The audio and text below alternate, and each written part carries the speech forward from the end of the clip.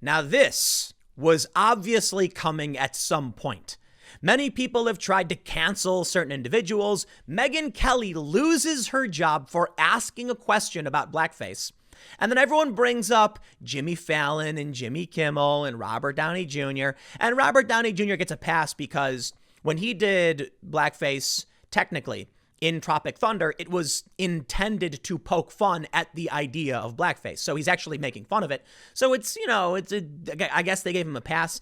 I guess people like Robert Downey Jr. because he's Iron Man or whatever. But Jimmy Fallon is over party, trending nationwide. It was only a matter of time. Everybody knew he had these ridiculously offensive jokes and it would come for him. And you know what, man? I don't care about your jokes. I think they were done in poor taste. I don't think they were really that funny to begin with, but I don't care. It's whatever, man. I got a different... I laugh at certain things. I think Trump is funny. I think this over the top. Whatever. Now he's going to get... Well, actually, I don't know if anything's going to happen. He's probably going to come out and do some stupid thing where he's like, I'm really sorry about what I did in the past. There were different times and I was insensitive, and then they'll move on, right? But let's see what's happening. The New York Post says why Jimmy Fallon is over party is trending. Jimmy Fallon did blackface in 2000. They say Fallon is catching heat on social media over a resurfaced 2000 Saturday Night Live sketch featuring the former cast member in blackface.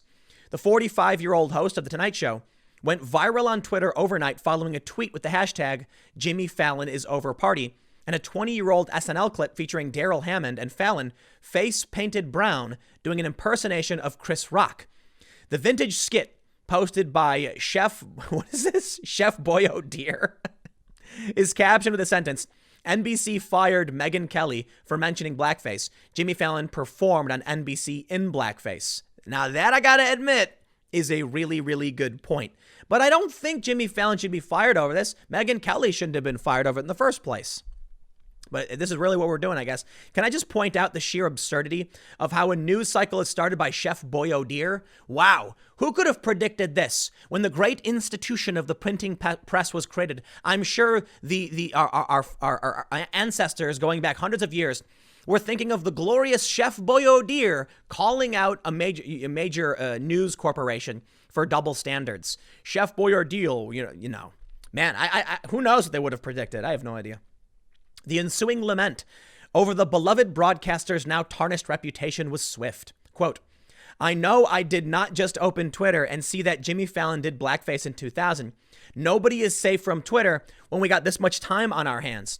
First Lena, then Doja Cat, and now Jimmy Fallon. Please let me catch my breath. Jimmy Fallon is over party, said a bewildered Rat Gang 48.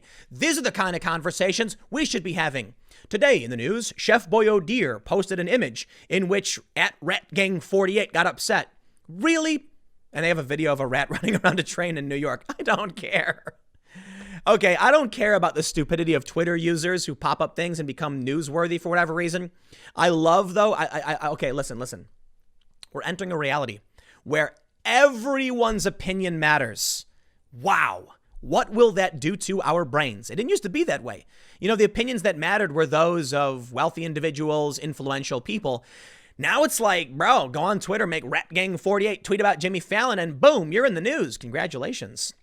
Representatives for Fallon did not immediately respond to the post's request for comment. Look at this picture of him. It's such a stupid thing. It's just, humans are dumb, man.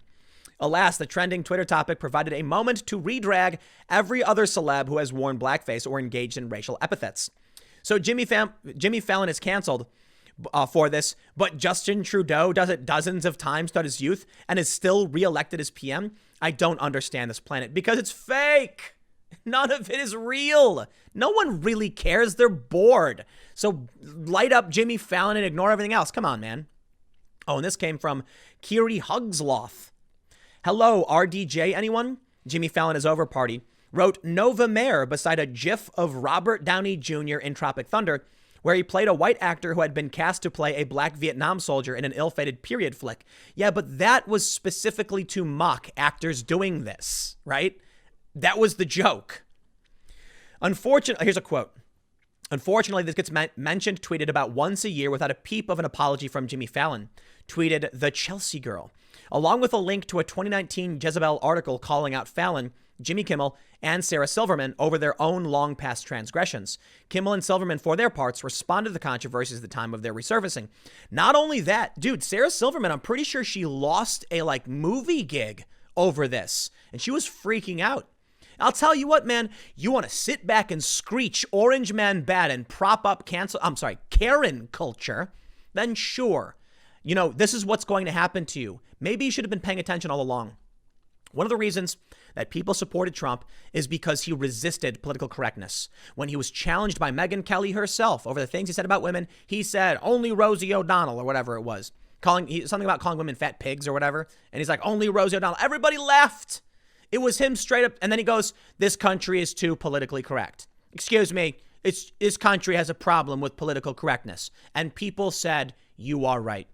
They liked George Carlin. They liked Jon Stewart, Dave Chappelle, Joe Rogan, Ricky Gervais. Look at all these people making all this mad cash. Joe Rogan especially. And he calls this stuff out. We understand what jokes are, man. Calm down.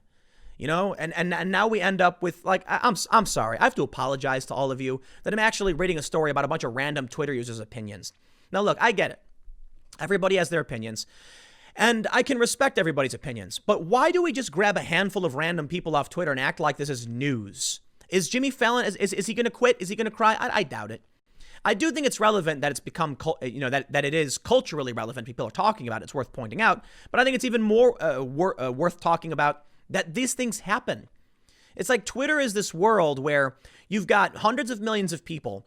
And if you find a large enough gathering of any group, all of a sudden it's relevant. No, I'm sorry. It shouldn't work that way. If you have 100,000 people and 50 of them start screeching Jimmy Fallon, and that's the biggest faction screeching about any one topic, it doesn't mean it's newsworthy. Just ignore it. Now, if 100,000 people and 2,000, 3,000 are talking, it's like, okay, why is this group angry? They say, they go on to say this. Some initial reactions were exasperation over so-called cancel culture. Definitely. Call it Karen culture. That's what I call it. Y'all whack. How long ago was this? Was this SNL? No one can be famous anymore because we've all done something the society of 20 years from now doesn't like. Can we stop trying to cancel people on their past and focus on the present? And that's from Nancy Loves MJ. Okay, great. Your great Twitter account. Well, Fallon shouldn't have did what he did, but hey guys, why not cancel Lorne Michaels? He approved the sketch too. LM has a problem giving POC and WOC a seat at the Saturday SNL table. Has a problem giving them a seat at the table for the last 50 years. Yeah, welcome to the reality. And of course, you can always expect BuzzFeed to, instead of actually writing anything, they do what they do best. They pull the Twitter accounts and they just line everything up. First of all, I do think it's fair to say there's a double standard. So yes, I would like to talk about this story in that regard. Jimmy Fallon did this. Nobody cared. Megyn Kelly asked why it was offensive and they fired her. So that's a really good point to bring up. And now here we are. People are ragging on Jimmy Fallon over this. Sarah Silverman lost her job, lost a movie job over this. So you know what? You want to be offensive. You want to make jokes. I honestly don't care. But if you want to be offensive and make jokes while simultaneously defending what this culture is, then why should I defend you and feel sorry for you? Jimmy Kimmel just put out a fake clip where he dragged Mike Pence and gave like a weak half apology.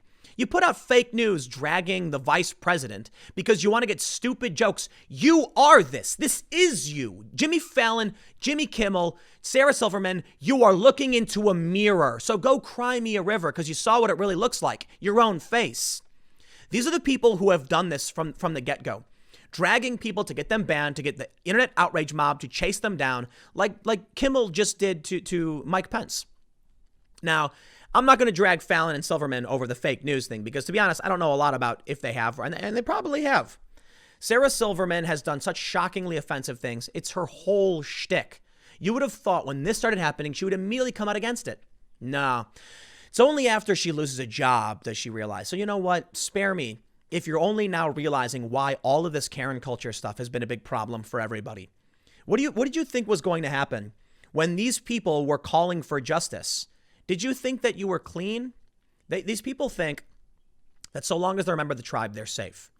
And I guess it makes sense, right? The cancel culture mob comes for you. You say, oh, I'm so sorry. I agree with you. And you hope they avoid you. It seems like for the most part, they go after people they deem white supremacists. But eventually there's no targets left. And the piranhas get hungry. And the piranha's going to eat something. And eventually they're going to find something to eat. It's going to be you.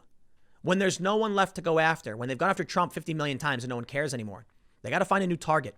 Today, it's Jimmy Fallon. The sketch I thought was dumb. I think it is very, very offensive. I don't know if you've seen it. He's straight up dragging black people. It's like, wow, dude, making a lot of really offensive jokes. And I don't care. If SNL wants to run this stuff, I don't care. I'm sure at the time it was offensive. It's meant to be offensive. It's shock comedy. Howard Stern did it. Now Howard Stern's got a problem with Trump. Just shut up. All the virtue signaling, man. It's like they go back in time and they ignore the cultural context around why the joke was being made. For all we know, the context of this segment with Jimmy Fallon was literally to mock the idea of blackface. I have no idea, like Robert Downey Jr. So spare me these stupid stories. And my advice to you, BuzzFeed and New York Post and everybody else, look, the next time you're on Twitter and someone tweets something, how about you don't bring me every little piece of trash you happen to come across? How about that? Stick around. I got one more segment coming up in a few minutes, and I'll see you all shortly.